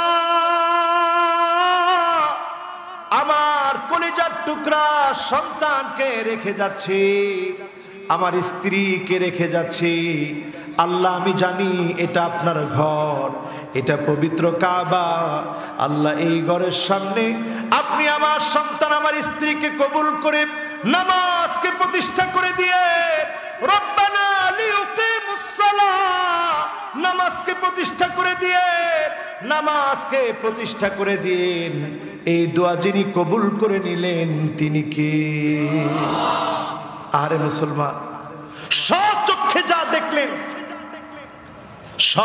যা দেখলেন বিগত 2টা বছর আল্লাহর ঘর কাবাতে রেস্ট্রিকশন ছিল হাজিরা হজ করতে যেতে পারে নাই এবছর যখন তাওয়াফ করতে গিয়েছি কলিজা ফেটে গেছে হাজরে আসওয়াদটাকে স্পর্শ করতে পারে আল্লাহর কাবার দরজাটাকে ধরা যায় নাই মুলতাজাম কাবার দরজা হাজরে আসওয়াদের মাঝখানের জায়গাটার নাম মুলতাজাম ওই মুলতাজামে গিয়ে আল্লাহর নবী নিজের বুকটাকে লটকাই দিয়ে ফুপিয়ে ফুপিয়ে আল্লাহর কাছে কেঁদেছে এখন আর কাউকে সেই জায়গায় বুক লটকাতে দেয় না চতুর্দিকে পুলিশ দিয়ে ঘেরাও থাকে আল্লাহর ঘরের দরজার সামনে যাওয়া যায় না হাজরে আসওয়াদের সামনে আর যাওয়া যায় না চুমা দেওয়া যায় না জীবনে যতবার গিয়েছি হাজরে আসওয়াদে চুমা দিয়েছি আর মনে করেছি আল্লাহ অনেক বড় অপরাধী আল্লাহ আপনি মাফ করে দেন এবার গিয়ে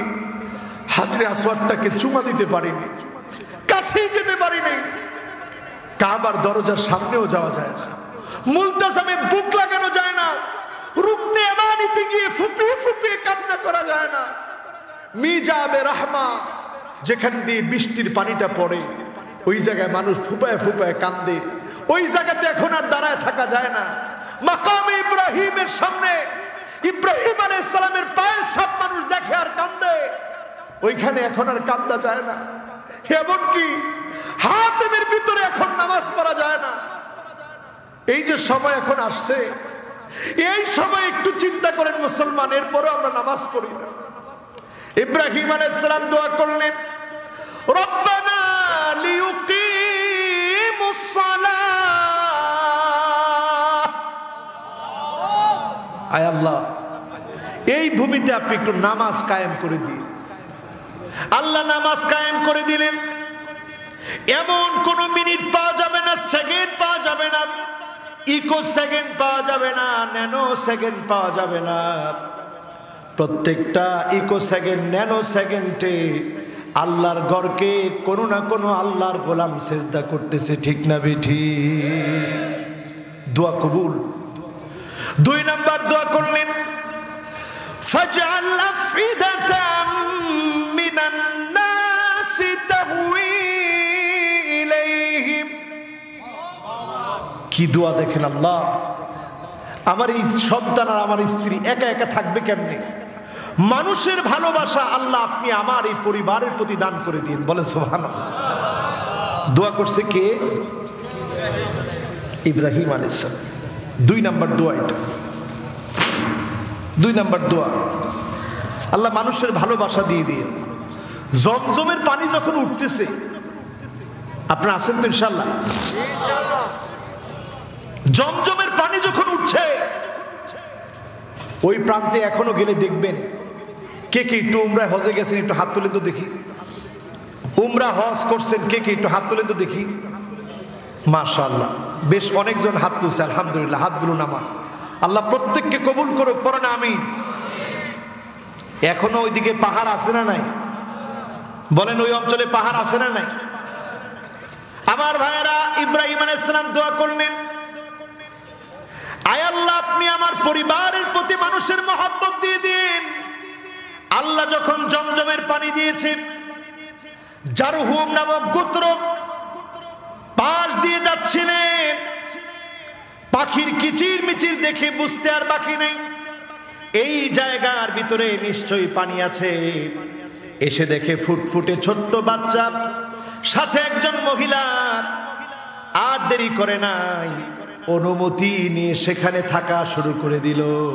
ওই নগরীটাকে মহব্বতের নগরী যিনি বানায় দিলেন তিনি কে? দোয়া করছে কয়টা? তিনটা। কয়টা গেছে? কয়টা? দুইটা বাকি আছে। 3 নম্বরে দোয়া করলেন ওয়ারযুকুম মিনাস সামারাত, আয় আল্লাহ আপনি আমার এই অঞ্চলের মানুষগুলাকে ফল মূল দিয়ে রিজিক দিয়ে দিন। এই তিনটা দোয়াই যিনি কবুল করে ফেলেছেন তিনি কে? বাংলাদেশে আপনি ফল খান কয়টা? আম, কাঁঠাল, কলা, পেঁপে, জাম, আর কি? লেসু, আর কি? পেয়ারা, আনারস, আমলকি, জাম্বুরা। মাশাআল্লাহ।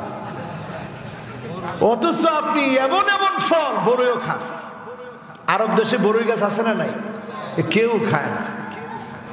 গাছে গাছে বড়ই পাকতেছে, পড়তেছে, তারা মনে করে এটা খাইলে মানুষ পাগল হয়ে যাওয়ার সম্ভাবনা আছে। কেন যে খায় না এটা আমার জানি না। আমি নিজেও আরব দেশে অনেক ফল খায় না, এর মধ্যে বড়ইটা খায় না। আমাদের দেশের সিমটা খায় না। আমি নিজেই সিম আনতে গিয়ে একবার মহা বিপদে পড়ছি। সিম পাড়তে গেছি গাছ থেকে, এখন লোক তো আমার ধরছে তুই তো পাগল হয়ে যাবে। আমি কেমনে তোরে বুঝাবো? যদি কাঁচা খাই তাহলে তোর তো বিশ্বাস হবে। কাঁচা খেয়ে ফেলি, এরপরে যদি পাগল না হই তাহলে রানলে আর পাগল হবো না। যখন আমি খাইতেছি সে অবাক হয়ে দেখতেছি যে একটু পরে মনে পাগল হয়ে যাবে। আরবে এমন এমন ফল আল্লাহ দিছে, সুবহানাল্লাহ। শাম্মাম, মিশমিশ, আপনারা যারা গেছেন আপনারা দেখবেন। বর্তুকাল, কত রকমের ফল ফলাদি পবিত্র নগরী মক্কার ভিতরে আল্লাহ তাআলা দিয়েছেন। কারণ দোয়া করছেন কে? জোরে কোন কে? নবী ইব্রাহিম আলাইহিস সালাম দোয়া করলেন, আল্লাহ দোয়া কবুল করলেন। 5 নাম্বার কথা বলতে গিয়ে বললাম জান্নাতে প্রত্যেকেই যেতে চায়, কিন্তু জান্নাতে যাওয়ার জন্য পরীক্ষা দেওয়া লাগবে। এই পরীক্ষা হতে পারে আপনার জন্য আপনার উপরে জুলুম করা হবে, নির্যাতন করা হবে, মিথ্যাভাবে অন্যায়ভাবে আপনার উপরে প্রহসন করা হবে, নানা অভিযোগ আপনার নামে দেওয়া হবে। এই অভিযোগগুলোর পরেও যখন আপনি টিকে থাকবেন, যিনি আপনাকে কবুল করে ফেলবেন তিনি কে? কত নাম্বার গেল? 5 নাম্বার। সবাই বলেন কত? 6 নাম্বারে আসেন আমার ভাইরা। ওয়া আনতুম তুকরিহুনান নার, জাহান্নাম আমরা পছন্দ করি, কিন্তু দুনিয়ার জীবনে ঘরের ভিতরে আগুন লাগলে যেমন চিৎকার করে বলে আগুন আগুন আগুন, জাহান্নামের আগুন থেকে বাঁচার জন্য এভাবে আগুন আগুন বলে পালাই না। গুনাহ দেখলে নিজেকে থামাই না, অন্যায় দেখলে নিজেকে বারণ করি না। অন্যায় দেখার পরে জাহান্নামের কথা মনে পড়ে না। চোখ দিয়ে অন্যায় করি, জবান দিয়ে অন্যায় করি, হাত দিয়ে অন্যায় করি, জুলুম নির্যাতন নিপীড়ন করি, একটা বারের জন্য জাহান্নামের কথা মনে করি না। ঠিক না বেঠিক? এখন এই রোগ আমাদের ভিতরে আছে না নাই? অধিকাংশ মানুষের ভিতরে এই রোগ। আমরা মনে করি আমি অনেক ইবাদত করতেছি, তাহাজ্জুদ গুজার, অনেক ইবাদত বন্দেগী করতেছি, আমার ভাইয়ের হক নষ্ট করে লাভ হবে? লাভ হবে না। সবার হক আপনার ঠিক রাখতে হবে। কত নম্বরে আসি? 7 নম্বরে আসেন আমার ভাইয়েরা। আমরা যারা আজকের এই মাহফিলে বসেছি, 7 নম্বরে চিন্তা করেন ওয়া আনতুম তাশতাগিলুনা বিউয়ুবিন নাস ওয়া তারাকতুম আনফুসাকুম, মানুষের দোষ ত্রুটি নিয়ে তোমরা থাকো, নিজের দোষের কথা তোমরা দেখো না। এমন লোকের সংখ্যা এখন সমাজের ভিতরে কম না বেশি? বইলি কয় ইমাম সাহেবরা বালানো কেরে, নামাজের মধ্যে মাঝে মাঝে দেরি করে, পড়াটাও সুন্দর না, মাঝে মাঝে ভুলও হয়। এরকম মুসল্লির সংখ্যা কম না বেশি? মানুষের দোষ নিয়ে থাকে না। ওয়া তারাকতুম আনফুসাকুম। এবার দেখেন বিশ্ব নবীর একটা দোয়া বলি। আল্লাহর নবী কি দোয়া পড়তেন? আল্লাহুম্মা লা তুআখিযনি বিমা ইয়াকুলুন। আয় আল্লাহ, মানুষ আমার ব্যাপারে যা বলে এই বিষয়ে আপনি আমাকে পাকড়াও করবেন না।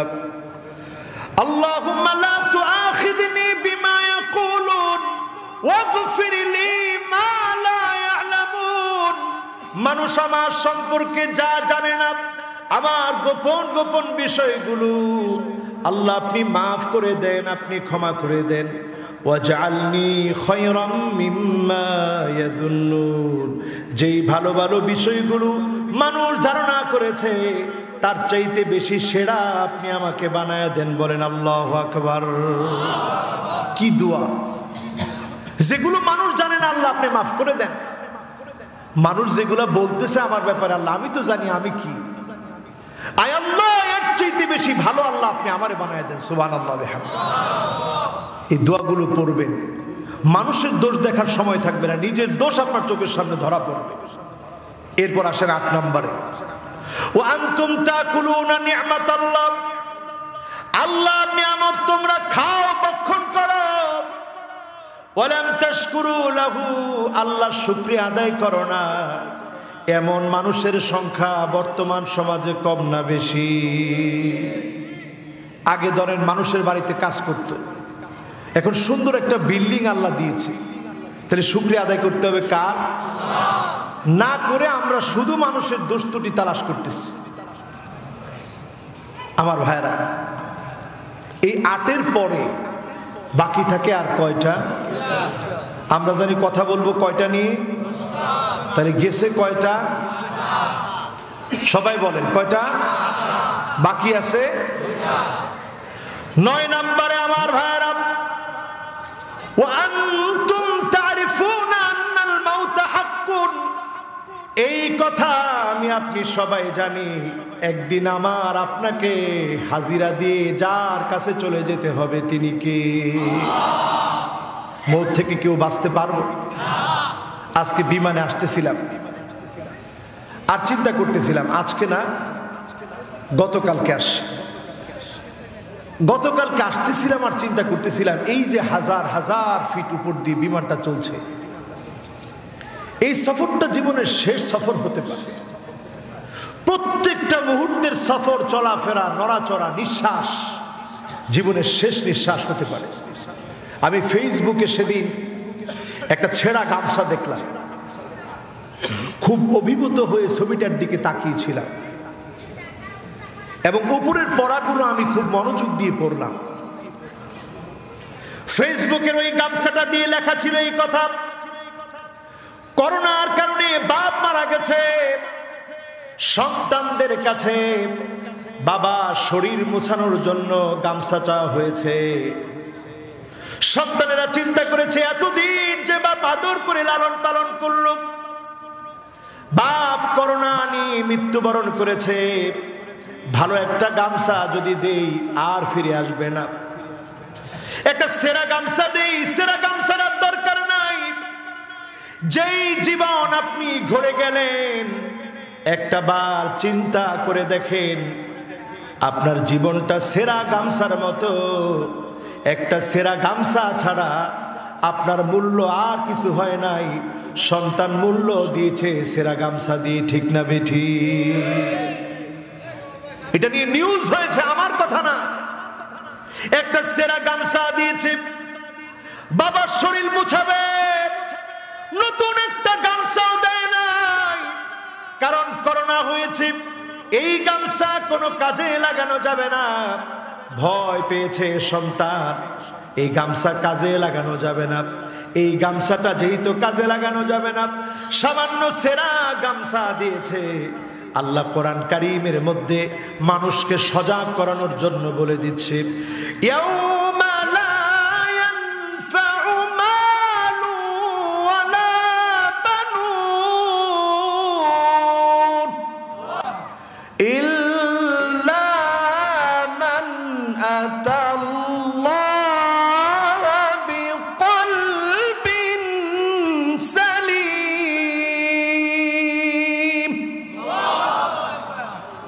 তোমার কাজে আসবে না, কেউ তোমার কাজে আসবে না।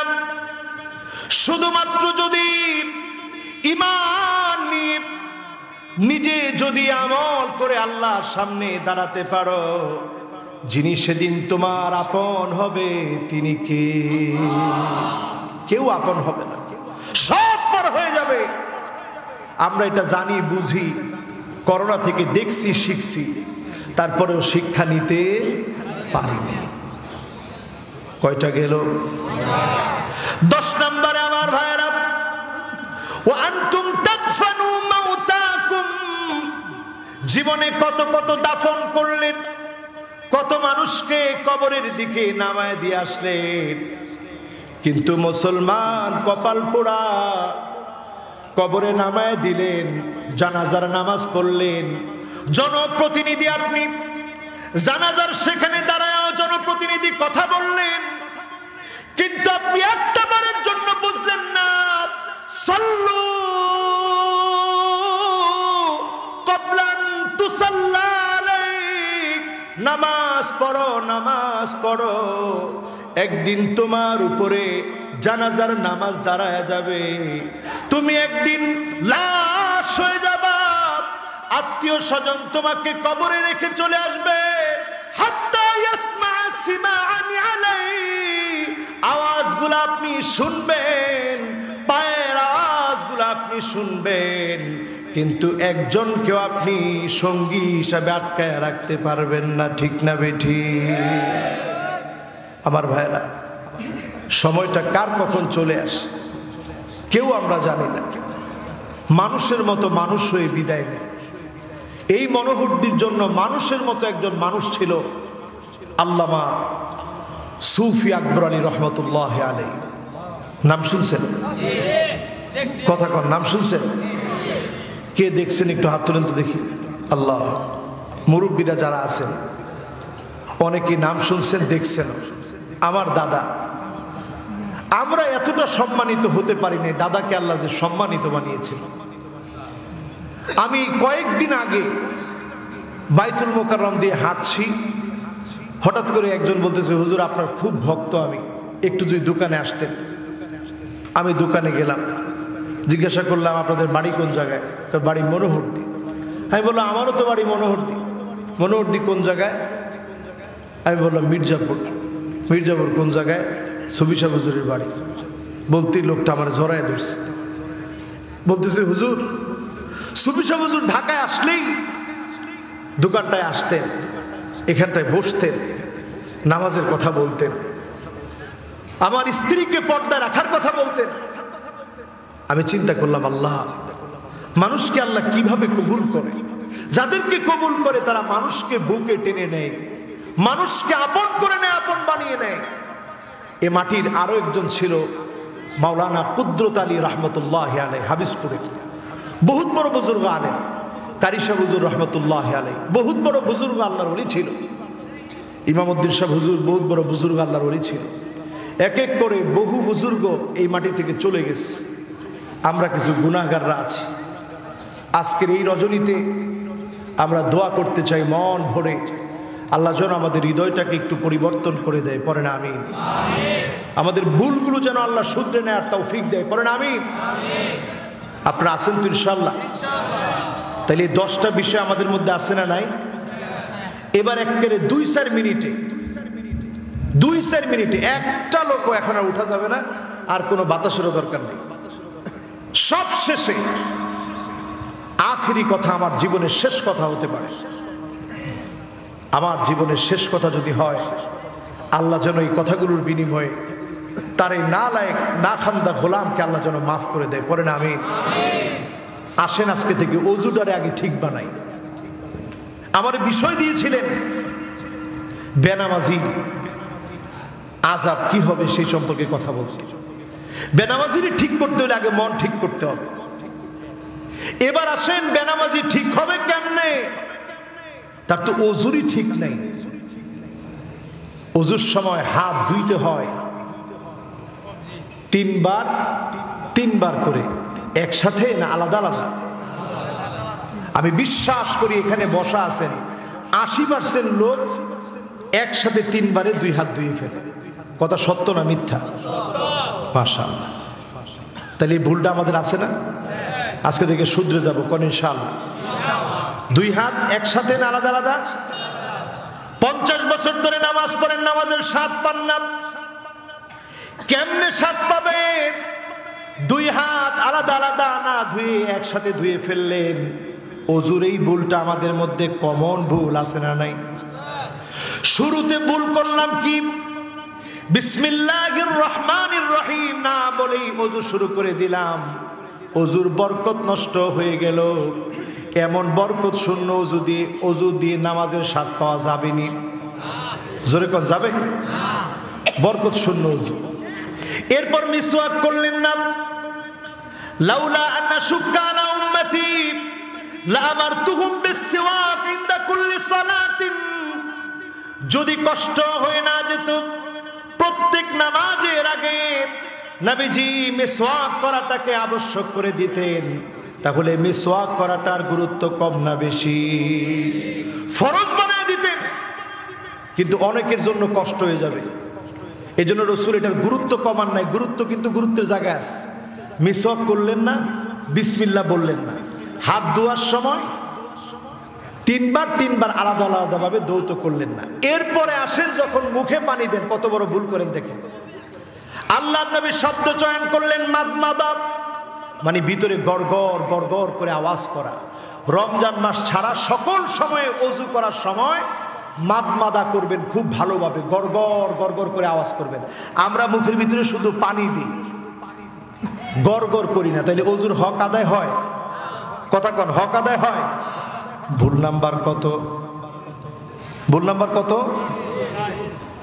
1 নাম্বার ভুল হয়েছে মিসওয়াক করি না, 2 নাম্বার ভুল হয়েছে বিসমিল্লাহ বলি না, 3 নাম্বার ভুল হচ্ছে 2 হাত আলাদা আলাদা হবে 3 বার ধৌত করি না, 4 নাম্বার ভুল হলো গড়গড়া করি না। এরপরে 5 নাম্বার ভুল কোনটা? রাসূল শব্দ চয়ন করলেন ইস্তিনশাক, নাকের ভিতরে পানি টান দাও, আর আমরা পানি ছিটিয়ে দিই। রাসূল কইছে পানি টান দাও, মানে হাতে নিয়ে ভিতরের দিকে পানিটা একটু টান দিবেন। এই পানি টান দেই না, আমরা ইস্তিনশাক করি না। এটাও রোজার মাসে একটু কম করবেন, যাতে করে পানি গিয়ে আবার রোজার ডিস্টার্ব না হয়। হালকাভাবে একটু টান দেন। কত নাম্বার ভুল? 5 নাম্বার। 6 নাম্বার ভুল হলো ইস্তিনসার, মানে নাকটাকে আমরা ঝাড়া দেই না, পানি টানও দেই না, নাক ঝাড়াও দেই না। এই ভুল আমাদের মধ্যে আছে না নাই? সবাই বলেন। এই ভুল আমি মনে করি 100% যারা বসা আছেন 100%-এর 100% লোকই কোনোদিন নাক দিয়া পানি টান দেন নাই। কথা কি সত্য নাকি 2-1 দিছেন? কে দিছেন একটু হাত তুলে তো দেখি। মাশাআল্লাহ। 1 জন, 2 জন, 3 জন, 4 জন, 5 জন, 6 জন, 7 জন। লিল্লাহে তাকবীর। দেখেন মাশাআল্লাহ, এদের ওযুটা পুরোপুরি সুন্নাহ মোতাবেক হয়েছে। তাহলে পুরো 100% না, 2-1 জন কম আছে। এই যে আমরা জীবনে কোনোদিন ইস্তিনশাক করলাম না, পানিটা টান দিলাম না, তার মানে ওযুর হক আমরা পুরোপুরি আদায় করি নাই। এরপরে ইস্তিনসার করলাম না, নাক ঝাড়লাম না। এরপরে যখন মুখমণ্ডল ধৌত করেছি, খেয়াল করে ধৌত করি নাই, কোন রকম ধৌত করেছি। আপনার দাড়িগুলোকে ভালোভাবে আপনি খিলাল করেন নাই, পানি পৌঁছান নাই। এই ভুলটা এখন আছে না নাই? এটাও আছে। এরপরে মাথা মাসাজটা আমরা ভালোভাবে করি। এরপরে আমরা পাটাও ভালোভাবে ধৌত করি, এটার ক্ষেত্রে ভুল নাই। কিন্তু পাটা আমরা খিলাল করি না, এই ভুল আছে না নাই? আছে। এই ভুলগুলা যদি আমরা শুধরে নামাজ পড়ার সিদ্ধান্ত নেই, আগামীকালকে যদি আপনি ফজরের নামাজের জন্য যদি আপনি এইভাবে ওযু করেন, আপনি দেখবেন ওযু করার সময় আপনার ভিতরে মনে হবে আজকের ওযুর সঙ্গে ফোঁটায় ফোঁটায় যিনি আমার গুনাহগুলো মাফ করে দিচ্ছেন তিনি কে? আপনি যখন এইভাবে ওযু করবেন, নখ দিয়ে আঙ্গুল দিয়ে যখন টপ টপ করে পানিগুলা পড়বে, এই পানির সঙ্গে যিনি আপনার গুনাহগুলা ধুয়ে মুছে সাফ করে দিবেন তিনি কে? আর এখানেই শেষ হবে না। গুররান মুহাজ্জালিনা মিনাল ওয়াদু,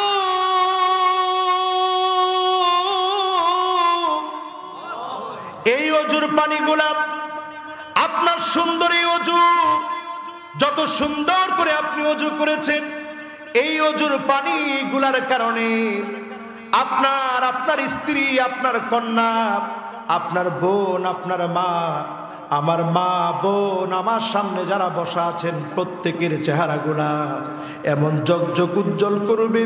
আর এই উজ্জ্বলতা দেখে নবীজি বলবে এটাই তো আমার উম্মত। নবী যখন উম্মত বলবে শাফাত করবে, শাফাতে যিনি ধন্য বানায় জান্নাতি বানায় দিবেন তিনি কে? এখনো জাহান্নামের পথে হাঁটবেন? একটা হাদিস শোনায় দিই শেষমেশ, কষ্ট হবে না তো? নু'মান বিন বাশির থেকে বর্ণিত একটা হাদিস আপনার বিবেককে নাড়াচাড়া দিয়ে দিবে। আর 2 মিনিটের মধ্যেই ইনশাআল্লাহ আমরাও কথা শেষ করে ফেলবো। পড়েন ইনশাআল্লাহ।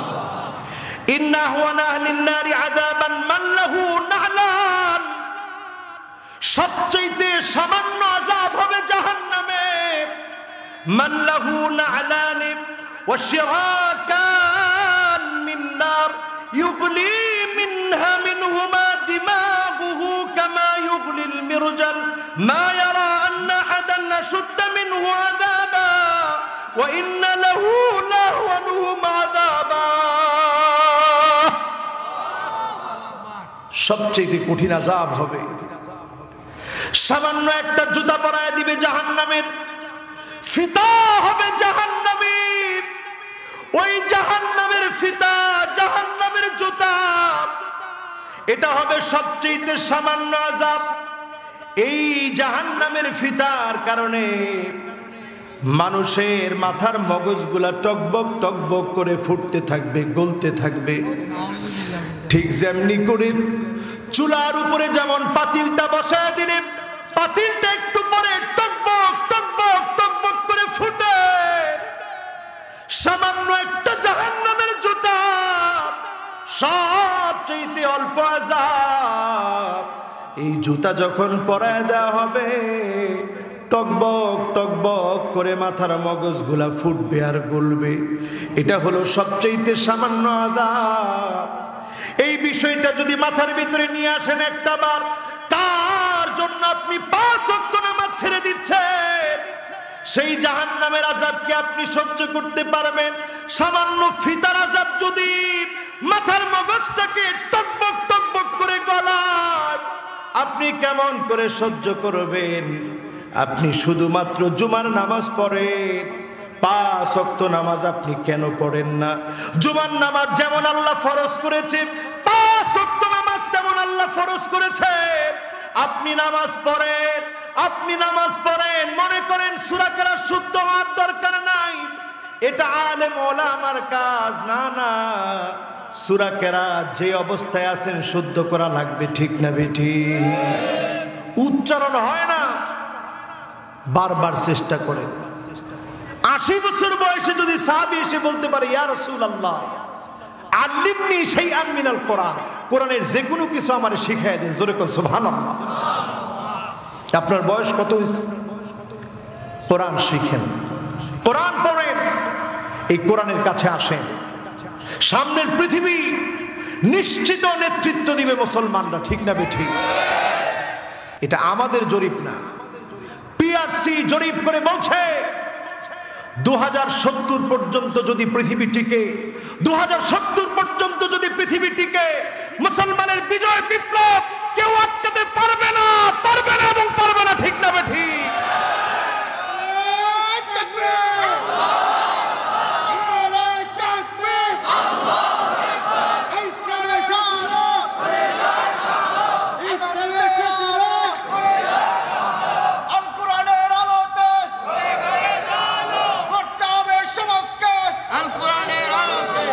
আলহামদুলিল্লাহ, এটাই আমাদের সামনের স্লোগান, ঠিক না বেঠিক? কোরআনের আলোতে পৃথিবী চলবে। পৃথিবী এখন সেদিকে যাচ্ছে। 2070 পর্যন্ত যদি পৃথিবী টিকে, এটা আমাদের বক্তব্য না, তাদের বক্তব্য। আপনি আজকেই গুগলে সার্চ করে দেখবেন 2070 পর্যন্ত যদি পৃথিবী টিকে, পিআরসি জরিপ বলছে এই পৃথিবীতে সবচেয়ে বেশি হবে মুসলমানদের সংখ্যা, সুবহানাল্লাহ। এখন সেই দিকে পৃথিবী হাঁটছে। আমি আপনি যদি এখনো বেনামাজি থাকি, এমন একটা দেশে বসে যদি বেনামাজি থাকি, আল্লাহ কি দেয় না এই দেশে। ভারতীয় ব্যারিয়ার আমাদের দিকে এসেছিল, যেভাবে ধেয়ে এসেছিল আমরা মনে করেছিলাম লাশ দাফন করার জায়গা খুঁজে পাওয়া যাবে না। এমন ভয়াবহ পরিস্থিতি থেকে আল্লাহ হেফাজত করলেন, কোরআনের ময়দানে আবার কথা বলার সুযোগ দিলেন। এই শুকরিয়া কার? চিল্লায়া বলেন না আলহামদুলিল্লাহ। সুতরাং আজকের মাহফিল থেকে আমরা কথাগুলো নিয়ে বাড়ি যাব, অজুটারে শুদ্ধ করে মনটারে প্রস্তুত করব। আল্লাহ তো শুধু শুক্রবারে আমারে নিয়ামত দেয় না, শুধু জুমাবারে নিয়ামত দেয় না, যিনি প্রতিনিয়ত আমাদেরকে নিয়ামত দিচ্ছেন তিনি কে? জুমাবারটাকে কাজে লাগাবেন, সূরা কাহফ তেলাওয়াত করবেন। আযা লাহু মিনান নূরি মা বাইনাল জুমআতাইন।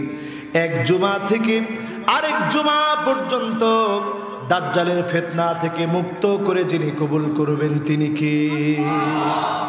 সুতরাং প্রিয় ভাইরা, যারা আজকের মাহফিলে এসেছেন বসেছেন, আল্লাহ যেন আমাদের প্রত্যেকটা কথার উপরে আমল করার তৌফিক দান করেন, পড়েন আমিন। আজকে আপনাদের কাছে বিদায় নিব, আপনাদের কাছ থেকে দোয়া নিতে চাই। আল্লাহ যেন আমাদের প্রত্যেকটা কথা নিজেদের আমল এবং আপনাদের আমলে আল্লাহ যেন রূপান্তরিত করে দেয়, পড়েন আমিন। যতগুলো কথা বলেছি ভুল ত্রুটিগুলো আল্লাহ ক্ষমা করে দিক। কায়মানো বাক্যে আজকে আল্লাহর কাছে দরখাস্ত করব, আমি সবে মাত্র আল্লাহর ঘর থেকে এসেছি, আজকের এই দোয়াটা যেন আমার জন্য একটা মাকবুল দোয়া হয়, আল্লাহ যেন কবুল করেন, পড়েন আমিন। আমরা সকলে পড়ছি সুবহানাকাল্লাহুম্মা ওয়া বিহামদিকা আশহাদু আল্লা ইলাহা ইল্লা আনতা আস্তাগফিরুকা ওয়া আতুবু ইলাইক।